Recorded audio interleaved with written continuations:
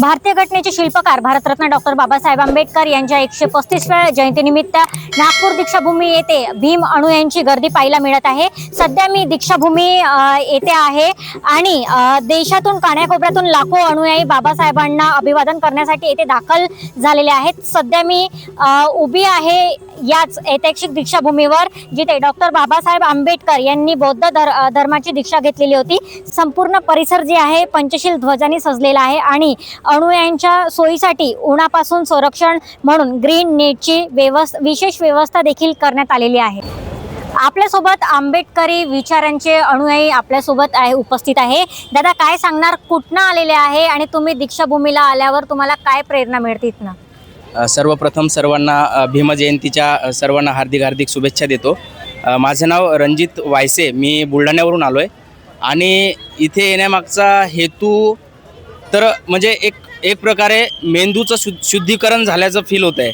म्हणजे इथे आल्यानंतर समाजाचं वास्तव किंवा समाजाचं वास्तविक भान आणि अभ्यासाच्या दृष्टिकोनातून समाजाकडं पाहण्याचा एक जो दृष्टिकोन आहे तो व्यापक स्वरूपात म्हणजे प्राप्त होतो किंवा बुद्धीला एक त्याची चालना मिळते।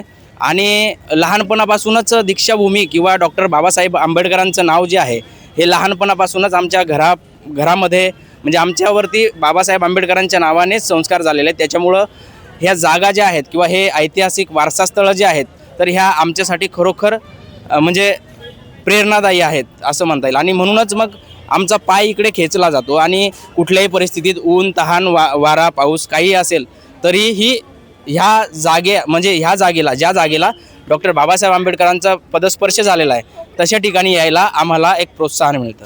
नक्कीच बाबासाहेब आंबेडकर यांच्या विचाराचा प्रभाव कसा काय पडलेला आहे? दरअसल त्यांनी शिक्षणाबद्दल खूप काही सांगितलेलं आहे। शिक्षण म्हणजे नुसतं शासकीय शिक्षण नसते की तो आपल्याला समाजाबद्दल सुद्धा शिकायला पाहिजे, आपल्याला लोकांबद्दल चांगल्याने बोलता आलं पाहिजे, त्यांच्यासोबत घुळमिळता आलं पाहिजे। त्याच्याने आपल्याला आपल्या मनाची संतुष्टी भेटते। त्याच्याने आपल्याला फक्त हेच नाही वाटत की आम्ही नाही फक्त आता डॉक्टरच झालो की इंजिनियरच झालो, आपण एक चांगले माणूस झालो असे मेन आपल्याला वाटायला पाहिजे। किती वर्षापासून या दीक्षाभूमीमध्ये येत आहे आणि कुठनं येत आहेत? ॲक्च्युली मी लास्ट इयरमध्ये आलो होतो एकदा आणि या वर्षी आलो, नाही तर मी लहानपणापासून येत आला आहे पण 2-3 वर्षापासून काही गॅप गेले म्हणून मी आलो नव्हतो। आता सध्या मी इथे क्लासेस लावले आहेत तर त्याच्यामुळे मी इकडे आलेलो आहे। तर इकडे येण्याची ओढ एक निर्माण होते कारण की आपल्या समाजाबद्दल आपल्याला ऐकायला भेटते, त्यांच्याबद्दल गीताच्या रूपेमध्ये आपल्याला ऐकायला भेटते, तर ते आपल्या मनाला संतुष्ट करते। तर त्याच्यामुळे काय असते की आपण आपल्या समाजाबद्दल अजून जाणून घेण्याची एक ओढ निर्माण होते। तू नेमकं कुठनं आलेलं आहे, तुझं नाव काय? ॲक्च्युली माझं नाव भार्गव अंबादे आहे, मी चंद्रपूर ब्रह्मपुरीमधून आलेला आहे। आंबेडकरी विचारवंताच्या भीम अनुयायी आपल्यासोबत आहे। ताई, काय सांगणार, दीक्षाभूमीला येताना आपल्या भावना अनुभवल्यात का? सर्वप्रथम सगळ्यांना भीम जयंतीच्या हार्दिक शुभेच्छा। माझं नाव एकता राठोड आहे। मी बाबासाहेबांच्या विचारापासून त्यांनी केलेल्या कार्यापासून खूप जास्त प्रभावित आहे। मी त्यांची अनेक पुस्तके वाचलेली आहे, हिंदू कोड बिल असतील, स्पृश्य मूळचे कोण किंवा बरेच त्यांची पुस्तके, त्यांचे लिखाण बरंच वाचलेलं आहे। तर त्यातून म्हणजे त्यांनी कुठल्याही जाती धर्म यांच्यामध्ये भेदभाव न करता जे सगळ्या जातीच्या लोकांसाठी, धर्मातील लोकांसाठी जे काही कार्य केलेले आहे ते मला आवडतात त्यांचं।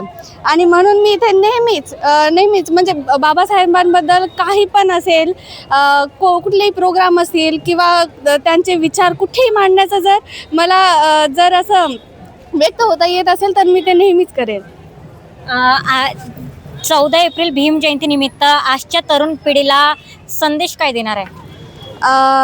मला असं बोलावं वाटतं की जसं त्यांनी कोणत्याही धर्म किंवा जाती, ते जरीही म्हणजे हिंदू असतील नंतर त्यांनी बौद्ध धर्म स्वीकारला, तर आजच्या तरुण मुलांनी त्यांना कुठल्याही जाती धर्मात वाटून न घेता त्यांनी जसं सगळ्यांना समान समजलेलं आहे तसंच आपणही त्यांना असं जाती धर्मात वाटून न घेता की ते सगळ्यांचे आहे, त्यांनी जसं सगळ्या लोकांसाठी काम केलं आहे तसंच ते वैश्विक आहे, सगळ्या लोकांचे आहे, तसं आपणही त्यांचे विचार फॉलो करावेत आणि त्यांना अभिवादन द्यावं। थँक्यू। भीम जयंती आली, निळ्या नाभाखाली गर्दी ही लोटली, झाला आनंद किती आज या भारती, वाजत